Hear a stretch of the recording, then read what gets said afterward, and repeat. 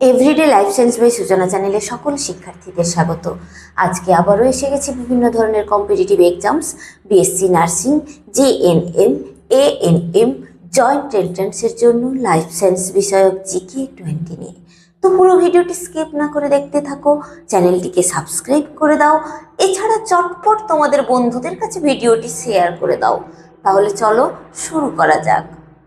Question number 1, ক্যাসলস বর্ণিত intrinsic factor কি শোষণে অংশগ্রহণ করে? ক্যাসলস বর্ণিত ইন্ট্রিনসিক ফ্যাক্টর এটি কোথায় দেখা যায়? এটি দেখা যায় পাকস্থলীতে, তাই তো? তো এটি কি শোষণে সহায়তা করে বা কি শোষণে অংশগ্রহণ করে? এটি ভিটামিন B12 শোষণে অংশগ্রহণ করে। কি বললাম? এটি ভিটামিন B12 শোষণে অংশগ্রহণ করে। কোয়েশ্চেন নাম্বার 2, পাকস্থলীর প্রাচীরের কোষ থেকে কোন হরমোন ক্ষরিত হয়? পাকস্থলীর যে প্রাচীর, সেই প্রাচীরের কোষ থেকে কোন হরমোন ক্ষরিত হয়? পাকস্থলীর প্রাচীরের কোষ থেকে যে হরমোনটি ক্ষরিত হয় সেটি একটি লোকাল হরমোন। তো সেই হরমোনটির নামই হচ্ছে গ্যাস্ট্রিন। কি বললাম? গ্যাস্ট্রিন।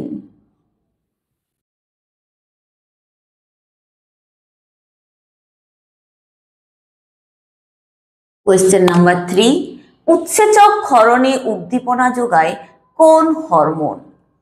উৎসেচক ক্ষরণে উদ্দীপনা যোগায় যে হরমোন সেটি হচ্ছে গ্যাস্ট্রিন। অর্থাৎ পাকস্থলীতে অবস্থিত গ্যাস্ট্রিন হরমোন উৎসেচক ক্ষরণে উদ্দীপনা যোগায়।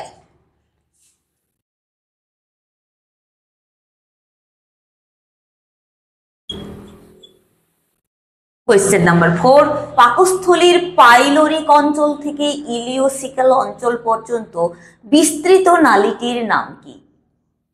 পাকস্থলীর পাইলোরিক অঞ্চলটা পাকস্থলীর একেবারে শেষ অংশ, তাই তো? পাকস্থলীর শেষ পার্টটাকে বলা হয় পাইলোরিক পার্ট। তো এই পাইলোরিক পার্ট বা পাইলোরিক অঞ্চল থেকে একেবারে ইলিওসিক্যাল অঞ্চল পর্যন্ত বিস্তৃত যে নালী, তাকে কি বলা হয়?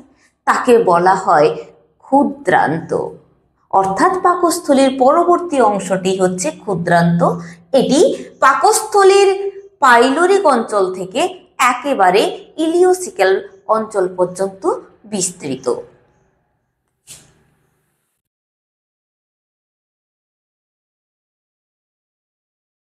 কোয়েশ্চেন নাম্বার 5, ক্ষুদ্রান্তের সব থেকে ছোট ও মোটা অংশের নাম কি?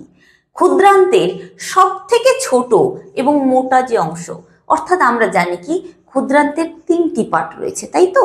তার মধ্যে সব থেকে ছোট এবং মোটা অংশের নাম কি? সব থেকে ছোট এবং মোটা যে ক্ষুদ্রান্তের অংশ রয়েছে একে বলা হয় ডিওডিনাম। কি বলা হয়? ডিওডিনাম।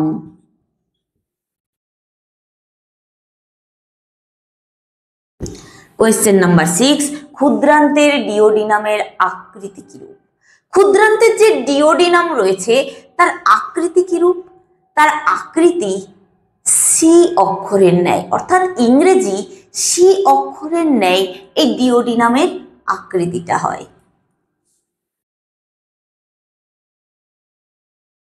কোয়েশ্চেন নাম্বার 7, হেপ্টোপ্যানক্রিয়াটিক অ্যাম্পুলা কোথায় যুক্ত থাকে?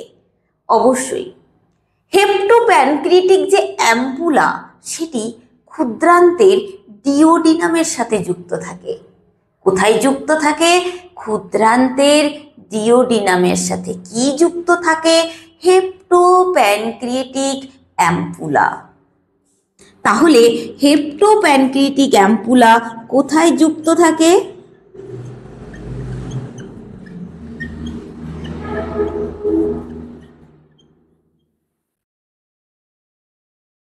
ক্ষুদ্রান্তের ডিওডিনামে। কোয়েশ্চেন নাম্বার 8, অ্যাম্পুলা যকৃৎ থেকে কি গ্রহণ করে? অ্যাম্পুলা যকৃৎ থেকে কি গ্রহণ করে? আমরা জানি কি যকৃৎ থেকে ক্ষরিত হয় পিত্তরস, তাই তো? তাহলে অ্যাম্পুলা যকৃৎ থেকে কি গ্রহণ করবে? নিশ্চয়ই পিত্তরস। তাহলে অ্যাম্পুলা যকৃৎ থেকে গ্রহণ করে পিত্তরস। কি গ্রহণ করে? পিত্তরস।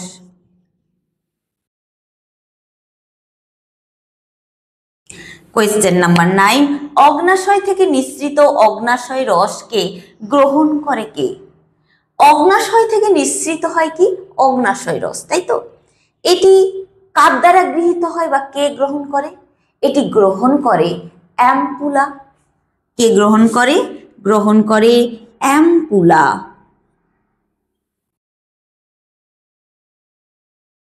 এই অ্যাম্পুলা ডিওডিনামে অবস্থিত থাকে। ক্লিয়ার? কোয়েশ্চেন নাম্বার 10, লৌহ কোথায় শোষিত হয়? লৌহ শোষিত হয় ক্ষুদ্রান্তের ডিওডিনামে। মনে রাখবে, লৌহ ক্ষুদ্রান্তের ডিওডিনামে শোষিত হয়। তাহলে লৌহ কোথায় শোষিত হয়? ক্ষুদ্রান্তের ডিওডিনামে।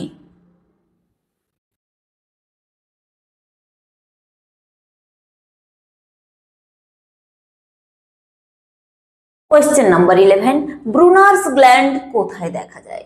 ব্রুনার্স গ্ল্যান্ড এটি কোথায় দেখা যায়?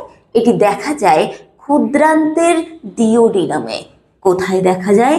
ক্ষুদ্রান্তের ডিওডিনামে। কোয়েশ্চেন নাম্বার 12, জেজুনাম কি দ্বারা পূর্ণ থাকে? জেজুনাম কি দ্বারা পূর্ণ থাকে? জেজুনাম রক্ত জালক দ্বারা পূর্ণ থাকে। জেজুনাম কিসের দ্বারা পূর্ণ থাকে? রক্ত জালক। এই রক্ত জালক দ্বারা জেজুনাম পূর্ণ থাকে। ক্লিয়ার? কোয়েশ্চেন নাম্বার 13, ক্ষুদ্রান্তের সবচেয়ে দীর্ঘতম অংশের নাম কি? ক্ষুদ্রান্তের সব থেকে দীর্ঘতম অংশই হচ্ছে ইলিয়াম। কি বললাম? ইলিয়াম ক্ষুদ্রান্তের সব থেকে দীর্ঘতম অংশ। কোয়েশ্চেন নাম্বার 14, জেজুনাম ও ইলিয়াম উভয়ই কি দিয়ে সংলগ্ন থাকে? জেজুনাম এবং ইলিয়াম উভয়ই সংলগ্ন থাকে মেসেন্ট্রি পর্দা দিয়ে। কি দিয়ে সংলগ্ন থাকে? মেসেন্ট্রি পর্দা। এই মেসেন্ট্রি পর্দা দ্বারা জেজুনাম এবং ইলিয়াম উভয় কিন্তু সংলগ্ন থাকে। কোয়েশ্চেন নাম্বার 15, ইলিয়াম অংশের মধ্যে লসিকা গ্রন্থিগুলি কি গঠন করে? ইলিয়াম অংশের মধ্যে লসিকা গ্রন্থিগুলি যা গঠন করে সেটি হচ্ছে পেয়ার্স প্যাচ গঠন করে। কি গঠন করে? পেয়ার্স প্যাচ।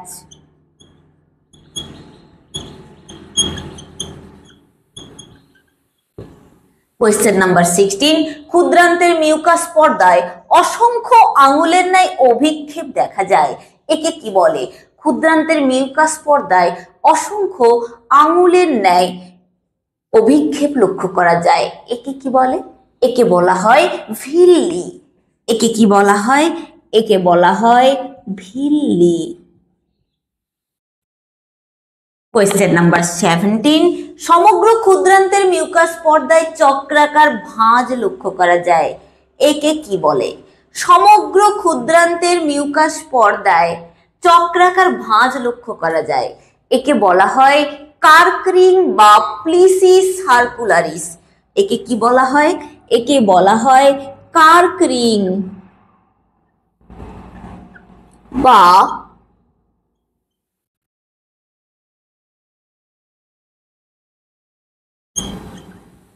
প্লিসি সার্কুলারিস। মনে রাখবে।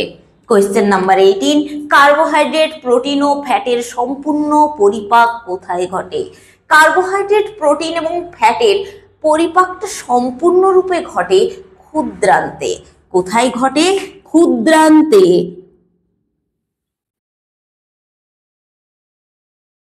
কোয়েশ্চেন নাম্বার 19, পাচিত সরল খাদ্য কোথায় শোষিত হয়? পাচিত সরল খাদ্য শোষিত হয় ক্ষুদ্রান্তে। কোথায় শোষিত হয়?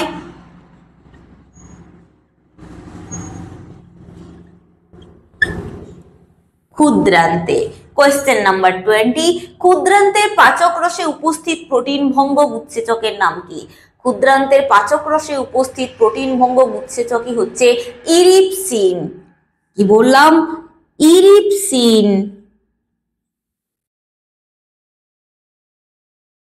তাহলে ক্ষুদ্রান্তের পাচক রসে উপস্থিত প্রোটিন ভঙ্গক উৎসেচকের নাম হচ্ছে ইরিপসিন। তো ভিডিওটি এখানেই কমপ্লিট করছি।